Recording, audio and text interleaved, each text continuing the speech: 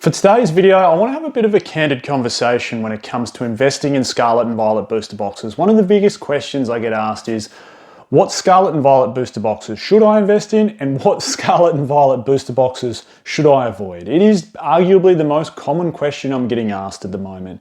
And look, I think it's an important topic to cover. And this is going to be one of those videos that's maybe a little bit more off the cuff and a bit candid. It's one of those ones where I'm almost just having a conversation with you. You don't need to have this up on your screen and watch it. There's not going to be any graphics on the screen. This is one of those ones where, put it on the car, put it on in the car while you're going for a drive, put it in your headphones while you're at the gym or going for a walk, or just leave it on the background while you're doing some housework or something. This is one of those conversation type videos where we talk about investing in Pokemon card booster boxes for Scarlet and Violet era. If you're new to the channel, welcome. It's really nice to have you here. My name's Michael. PokeOz, of course, and we talk all things Pokemon card investing and some market news. And if you're coming back, thank you so much for rewatching. It means a lot. There's plenty of you guys and girls that always tune into every video, and that is very, very much appreciated, because without you guys and girls watching, making this content wouldn't make a heap of sense if no one watched it. So I do really, really appreciate it, and I do like it, of course, when people leave comments, particularly positive ones and negative ones or constructive ones. We can always cop that. Anyway, let's get out of the soppy stuff and move straight into the video at hand. So I said this is going to be a little bit more candid, and when we think about going into the deeper end of investing in Scarlet and Violet booster boxes, probably the first cab to tick off the rank is maybe the level of people that are investing in them, before we actually look at which ones to invest in. And keep in mind, this conversational rhetoric around, the amount of people keeping products sealed has been going on for a long period of time. And what I mean by that is, during Sun and Moon era, particularly towards the latter end of Sun and Moon era, people started keeping booster boxes sealed, Unbroken Bonds, Unified Minds, etc. And then moving into Sword and Shield, more and more people started keeping them sealed because they did actually see them as an alternate investment. Something different, a fun investment. And I've said that all along in this channel, that Pokemon card investing is your fun investment. I'm not saying that you are going to make multi-million dollars. You could possibly. There are people that do that. I mean, look at Rudy from Alpha Investments. He's made probably a phenomenal amount of money off Pokemon card investing. I don't know exactly how much, but based on the volume he buys, it wouldn't surprise me if he's made multi-millions off it. But for the general sort of Joe Blow like myself that likes collecting and investing and seeing an improvement on their portfolio, that journey is really, really fun. And it can be the fun part of your investment. But keep in mind, throughout Sword and Shield, more and more people recognize that. And of course, there was blow up in channels like, of course, other people and myself, where we actually talk about Pokemon card investing. Like when I started back in 2019 actually keeping things sealed, you were so hard pressed to find any videos on Pokemon card investing or, topics on Google, whether it's on forums or Reddit or whatever it might be. And now it's almost, well, it's oversaturated. Every man and his dog wants to have a go at making YouTube videos talking about Pokemon market data, Pokemon cards, which singles are going to take off, which sealed products are going to take off. And it does feel a little bit oversaturated. And forgetting about that, the point I'm trying to make here is that as each generation goes by, it feels more and more people are keeping products sealed. And I can remember during Sword and Shield, everyone was saying, well, there's too many people keeping Sword and Shield products sealed. It's just not going to move up in price. And now we get to Scarlet and Violet, and the exact same argument is being had. And look, I probably agree with the point that's being made, which is more and more sealed product is being kept sealed. Definitely. Like during Black and White era, there wasn't 4,000 YouTube videos updated or uploaded daily about what Pokemon card sealed products to invest in and what singles to invest in. No one was going, keep your Plasma Storm booster boxes sealed because there's a gold secret rare Charizard inside there, which is going to be worth mega dollars. And that as a sealed product in the future is going to go from $80 US a booster box to $8,000 US a booster box. What an investment. Keep it sealed. That wasn't around back then. And it is now. And like it or not, people listen to it. Like it or not, people listen to me. I'm not saying I have heaps of sway in the area. All I'm saying is I'm a small fish in a big pond that a lot of people sing from the same hymn book about keeping things sealed. So yes, I do agree with that argument that more booster boxes are being kept sealed. However, I don't think that really matters in the grand scheme of things. It matters in the grand scheme of things that maybe we're not going to see heights reached like we see with Call of Legends and Plasma Storm, and even those, some of those mid-era booster boxes that are fetching, 5 to 10,000 US dollars as a sealed product. I don't know if we're going to see that. We're going to need a very, very special set from an era to see that again. Like, I do think we'll see that with Evolving Skies. I do think we'll see that, and probably are currently about to see that with Team Up. There are some special sets that we will see that with, but for the overall whole, booster boxes are being printed more than ever, Pokemon cards are being printed more than ever, and as a result, for multiple factors, including the YouTube videos that I talked about, more and more people than ever are keeping them sealed. They will eventually drown out though. Like, there will be people that go, look, I've tried it for 12 months, I haven't achieved it, I'll sell. Oh, I've got this holiday coming up, I don't know if I can save enough in time. Let me sell my Evolving Skies booster box and 4 of my Fusion Strike booster boxes, and then we can pay for the family holiday. Oh, something's broken in the house and it's going to cost $2,000 to fix, to rewire this electric component that's just gone bang. Can't afford it, need to sell this, this, and this. You get my point. It will get dwindled down, and supply does eventually dwindle down. It just takes longer because there's more of it kept sealed. Now, with all that in mind, that yes, I do agree with the fact that all of it's been sealed, but I don't agree it's going to keep prices at an all-time low forever. Pokemon card booster boxes will continue to go up in price. So that's what I wanted to get out of the way at the start of this video. Now, the big point I wanted to make is around what makes a good Pokemon card set. So when we're talking about what booster boxes to invest in, and therefore what booster boxes to not invest in, I do think we really need to hit one crucial nail on the head, which is what actually makes a good Pokemon card set. And in my eyes, it's lots of things. But if I were to narrow them down to a few, and you could agree with this or disagree with this, these are just my thoughts. I'm speaking off the cuff here, like I'm having an interview with someone and someone asked me, what makes a good Pokemon card set, Michael? And my answer is this. I think it needs a few things. First of all, I think it needs a really, really strong chase card. This is to be a good Pokemon card set, like an A+, S tier set. It needs a damn good chase card. Like one that is worth big dollars raw and one that is worth big dollars in a PSA 10. It needs a special chase card, most definitely. Moreover than that, it needs a really, really good top 5 or top 10 chase cards. It needs some depth of chase. It can't just be a one-hit wonder. It can't just be a Burning Shadows, and that's probably the best example. Burning Shadows from Sun and Moon is a one-hit wonder. There is one phenomenal chase card, which is the Rainbow Charizard GX. Look, it's nothing special to look at. It's not like an old art Charizard in my eyes, but it's a rare Rainbow Charizard that was really hard to pull and also really, really hard to grade a 10 because of how bad the print quality was during Burning Shadows and other sets around that era. As a result, that set has one really, really strong chase card, but nothing really else. So to be a phenomenal Pokemon card set, in my eyes, this is what makes an A+ tier set or an S tier set. It needs a really, really strong chase card. It needs to have 5 or 10 other chase cards to support it. So it needs to have strength there and depth in chase cards.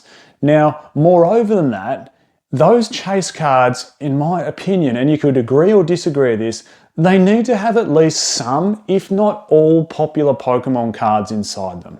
And I'll get onto a set like Temporal Forces to give you an idea about what I'm talking about there a little bit later in this video. But it needs to have some popular Pokemon cards there. Then moreover than that, other than having a really, really strong chase card, 5 or 10 supporting hits to go with that chase card, popular Pokemon in those hits, it needs to have some sort of, I certainly don't think vibe is the right word, but it needs some sort of theme to the Pokemon card set, and it needs to be constructed well. And this is something I like about a set like Chilling Reign, which is probably a really, really good example. Maybe even a set like Paldea Evolved, which is a really, really good example. We have a really, really strong theme throughout those Pokemon card sets that make it feel unique from everything else. Now, we'll touch on all those things a little bit more as we go into detail in some of the sets and give some examples of it, but let's just recap them really, really quickly. It needs a damn good chase card. If it doesn't have that, it's never going to be an A tier, A+ tier, S tier Pokemon card set. It needs one hell of a strong Pokemon card as a chase card. Umbreon VMAX, Giratina V from Lost Origin. They are incredibly strong chase cards. Then it needs supporting chase cards inside there. 5 or 10 supporting chase cards, which really add to the overall set value for the total set. Predominantly, your overall set value should be coming from your top 10 chase cards. Moreover than that, the third point, it needs to have popular Pokemon. Like, we're talking Evolutions, we're talking Rayquaza, we're talking Dragonite, we're talking Charizard. I know a lot of 151 Pokemon are being thrown in the mix there. It could be things like Ho-Oh, Lugia, Typhlosion, Greninja, like lots of those sort of chase cards, Latios, Latios. The list goes on, but it needs to have popular Pokemon. And then finally, there needs to be some sort of theme to the Pokemon card set. It needs to feel like a good Pokemon card set. Now, with those four things in mind, if we look at the Scarlet and Violet era, which one of those sets ticks those boxes and which ones doesn't? And look, I'm not saying that if those sets don't tick all those boxes, they're not going to go up in value, because if we look at the history of Pokemon card sets, if Emerging Powers can go up in value, which is the worst Pokemon card set ever made, it is worse than Steam Siege, which is worse than Rebel Clash. Like, it's terrible. Like, fundamentally terrible. It ticks none of those boxes. It has no chase card, no theme to it, no popular Pokemon, no supporting chase cards, because there's nothing to support because there is no main chase card. Like, it is just as bad a Pokemon card set as it comes. Now, when we look at Scarlet and Violet era and we go, well, what is a good Pokemon card set and what's investable? And I said I'd touch on something like what did I say I was going to touch on? Temporal Forces, wasn't it? So if we look at Temporal Forces, and I look at those things and I go, you know what, it's actually got a good theme to it. Temporal Forces is themed. It matches up well to something like Paradox Rift. It's got those ancient and future Pokemon. But then I look at it and I go, where's the big chase? Okay, Raging Bolt's a good-looking Pokemon card. Is it a fan favourite Pokemon card? Is it well known? Will it just get lost in this sort of, distant future of being some sort of middle-era Pokemon card set in 10 years' time and no one really knows who Raging Bolt is and no one really cares? Quite possibly. And then, okay, it's got 5 or 10 supporting chase cards, but same thing. Like, what are they? Like, who's going to care about them in the future? And like, I get this argument around, today's Pokemon are going to be the kids of the future's chase card. And it's like, well, yeah, okay, but how true has that really rung for, Gen 5 and Gen 6 sets and Gen 7 sets? Are they really today's kids' future chase cards? Or look at the chase cards we're still seeing. Look at them. Prismatic Evolutions, it's the Evolutions. Evolving Skies, it's the Evolutions. Giratina again, okay, that's a slightly later gen Pokemon. Rayquaza, it is still pretty much the Gen 1 to 4 Pokemon that are getting all the lovers' chase cards throughout the eras now. And like, what does that tell you? It tells me that yes, Temporal Forces will go up in value. Yes, it's a well-themed Pokemon card set. Yes, it's got a bit of depth to it, but where's the big chase? How important are these Pokemon going to be in the future? Who's going to go in 6 years' time? Righto, guys, it's YouTube time, and I'm shocking at hyping up YouTube videos. We're going to rip open Temporal Forces because we're chasing Raging Bolt. Maybe? Or, righto, guys, I've just opened 10 Elite Trainer boxes, so we've got 90 packs of prismatic Evolutions. Let's chase some Evolutions. Damn right we will. Like, you can pull massive hits from there. Every Evolution, plus Master Balls. Righto, guys, it's 151 time in 10 years' time. We're going to open 36 packs of 151 from Scarlet and Violet era. Bang! People are going to want to see it and open it. Surging Sparks. We are chasing the Latios and we are chasing the Pikachu. We're chasing the Milotic, plus some ancillary hits that come in this that are all north of $50. This is going to be an awesome chase. Just what I'm getting at is put that thinking cap on when it comes to investing in booster boxes about what people are going to find important. And look, people crap all over Surging Sparks from time to time and go, oh look, it's really mid. Oh look, Pikachu could have been a better chase card. Well, hold on a second. Look at the criteria that actually makes a good Pokemon card set. It needs a stellar chase. It's got the it's got the mascot of the damn heritage of the whole game, the whole franchise, as the main chase card. There is a Pikachu chase with a rainbow border, which looks so much better than the rainbow Pikachu from Vivid Voltage, and it's hard to pull. And if it grades a PSA 10, it's worth big dollars. And coupled with that, there's 5 or 10 ancillary chase cards to back it up. And coupled with that, they're popular Pokemon. And coupled with that, it's pretty well themed in my opinion. So when I look at Surging Sparks, and who knows how many reprints it's going to get and what impact that'll have on the price, but I look 10 years down the track and I go, you know what? Surging Sparks is a damn good Pokemon card set. In my eyes, that's the best booster box so far we've had for Scarlet and Violet era, and therefore it's the best one to invest in my opinion. I'm not saying, like I said at the start of this video, that other sets won't go up. I'm not saying Temporal Forces won't go up. It probably will, because history's shown that so many Pokemon card booster boxes go up. They just do. Scarlet and Violet base. Again, talk me through the top hits inside that chair. What's the big chase? What are people going to be going for? That wasn't short printed like Sword and Shield base. It got a pretty decent size reprint. So it's not going to go up immediately to $400 US because it was short printed like Sword and Shield base is nearly done. Just have a little think about it. And look at Powder Evolved. And this gets talked about lots. And I'm a big fan of Powder Evolved. Again, I think it's really, really well themed. It does have a big chase. Like, is it a $500 raw card? No, it's not. But is it a big chase? Yes, Magikarp is a big chase, and it's a beautiful looking Pokemon card. And on top of that, it has that multiplier effect that if it grades a PSA 10, then it is a big chase because it's damn expensive as a PSA 10. Then, the other question is, does it have some supporting chase cards? Yes, it does. Are they as expensive as Surging Sparks supporting chase cards? No. Does it have good Pokemon inside it? Well, it has the Gen 9 Pokemon inside it. And then you get both sides of the argument. Oh, they're going to be one kid's, chase cards in the future.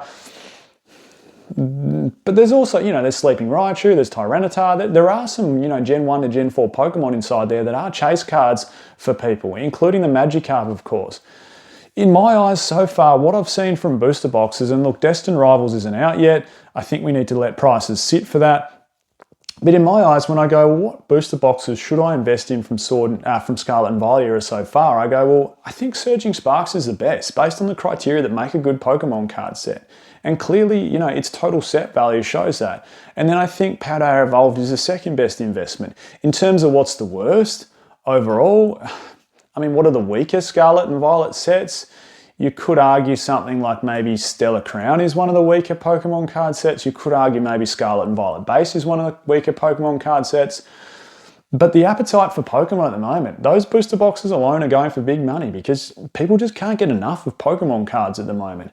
And then coupled with that, we've got some phenomenal holiday sets that arguably are better than any booster box that has been released from Scarlet and Violet era. 151 has the nostalgia factor behind it, which adds weight into the mix as well. Prismatic Evolutions, total set value, top 10 hits, Master Balls, Evolutions, you name it, it's in there. That's a phenomenal Pokemon card investment. Keeping Elite Trainer boxes or Pokemon Center Elite Trainer boxes in particular, if that as a sealed investment is going to be phenomenal.